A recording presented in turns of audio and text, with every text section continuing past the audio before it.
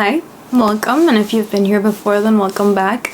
This is my first book-related video.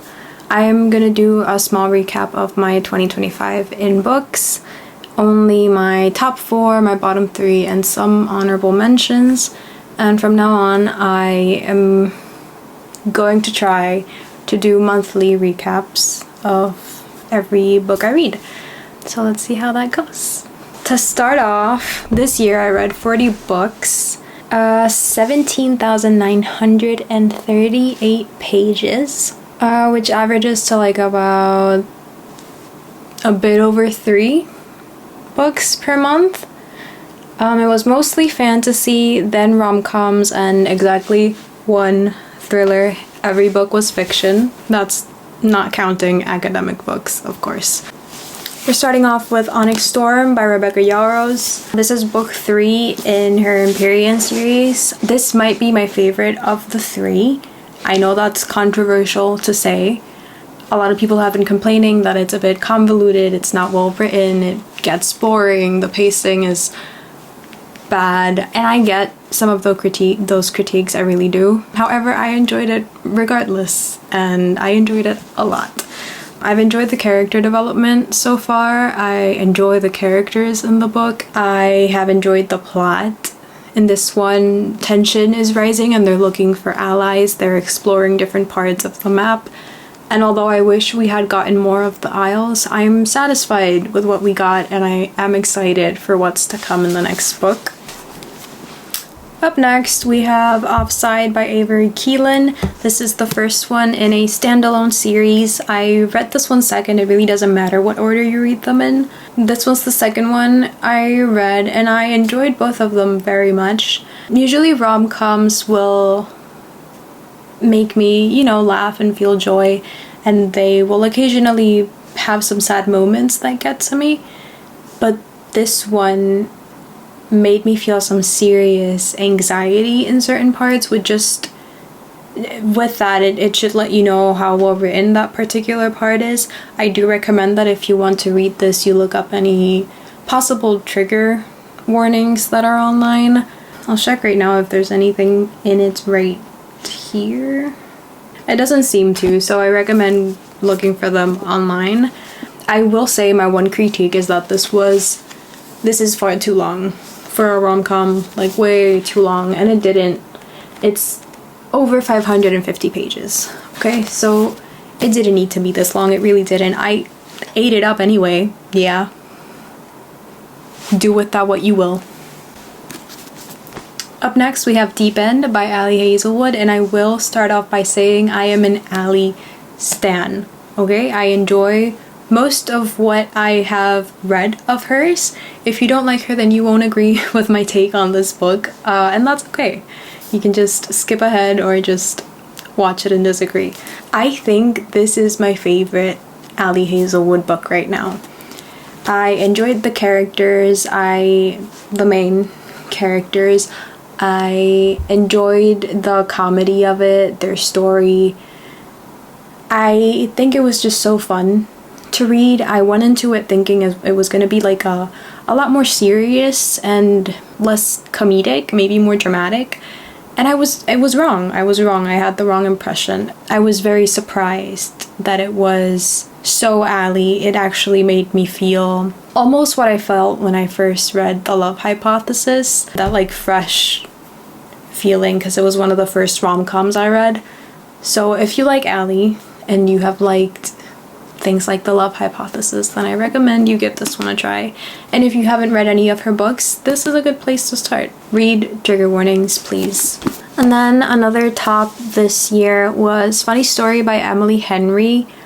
I loved that book so much. Similar to what I experienced with Deep End, I thought it was gonna be more drama, less comedy. I read the synopsis and I really didn't think it was gonna be for me, and I was so wrong. I can't believe how long it took me to start that book. Funny Story follows Daphne and Miles, who both just got dumped by their partners so that they could marry each other, right? So Daphne's partner and Miles's partner dump them so that they could get married. And Daphne and Miles end up in a roommate kind of situation, and it goes from there.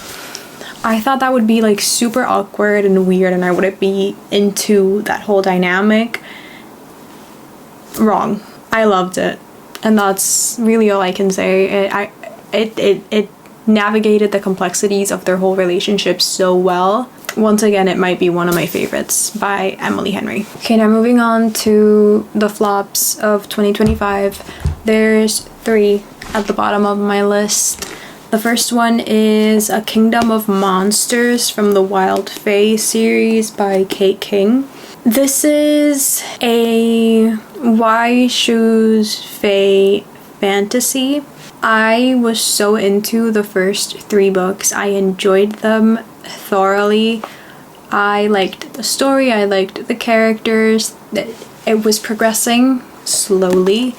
Yeah, the plot was missing some substance sometimes, but sometimes you just read for the vibes, you know, and that's okay. But in this last book, I feel like we threw the plot entirely out the window, and we also threw the characters' relationships entirely out the window. We hear about a villain in this last book.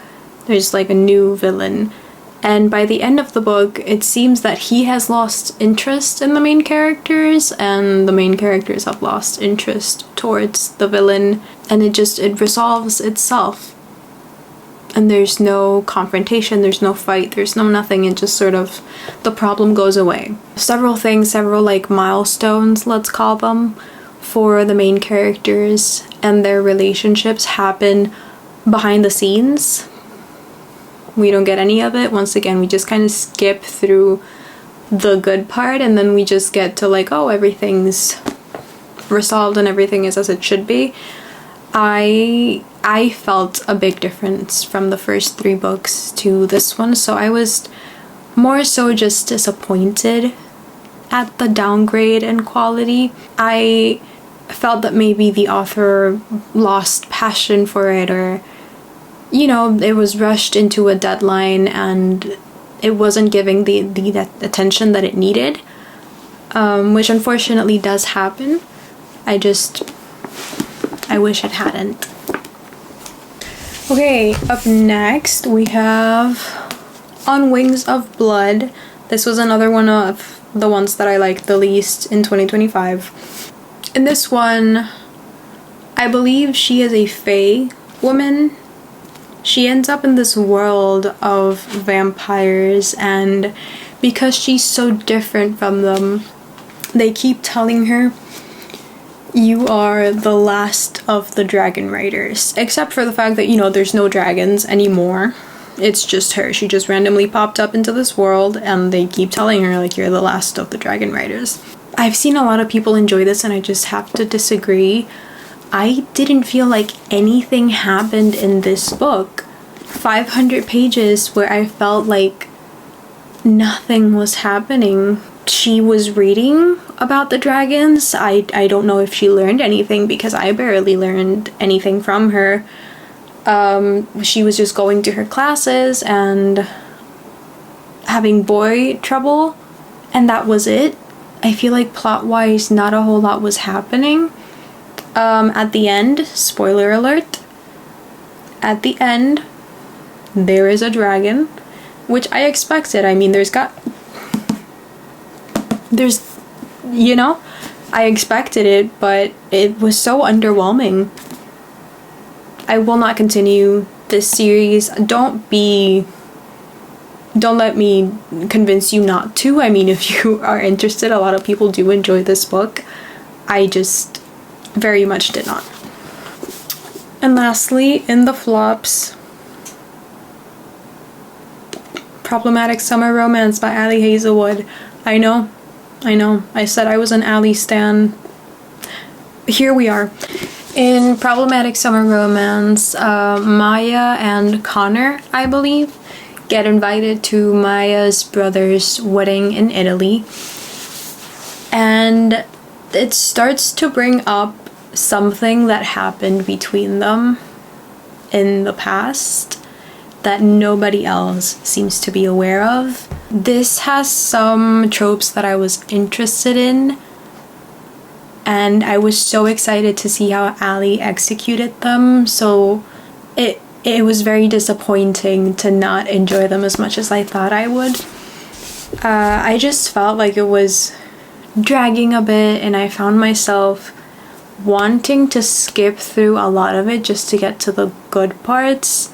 And once again, I found myself thinking like nothing is happening. Like it felt like we're going in circles. The chemistry didn't feel right. I was just disappointed. Okay, and now honorable mentions of the year. Lights Out by Nabessa Allen. This was my introduction to dark romance. I would recommend it if you're trying to explore that genre. I don't know, it was so good. It was a good time. Look up the trigger warnings. Fun. Great introduction. We'll be trying again. Again, Ali Hazelwood, yes, she is in every category of this video. I don't know what to tell you, okay? Mate. Got me into a werewolf phase, which is so interesting to me. I don't know what she has done to me. And then lastly, I'm not taking it out, but the Broken Bonds series right there. Great vibes. Great vibes. Such a good time. Fun time. Light read. Not too heavy on the plot. It was just great vibes, okay? Okay, well there you have it, my 2025 book recap. I hope you enjoyed it. Like I said, I'll be trying to do monthly wrap-ups of what I read, and aside from that, you can keep expecting other ASMR videos on my channel. See you guys later.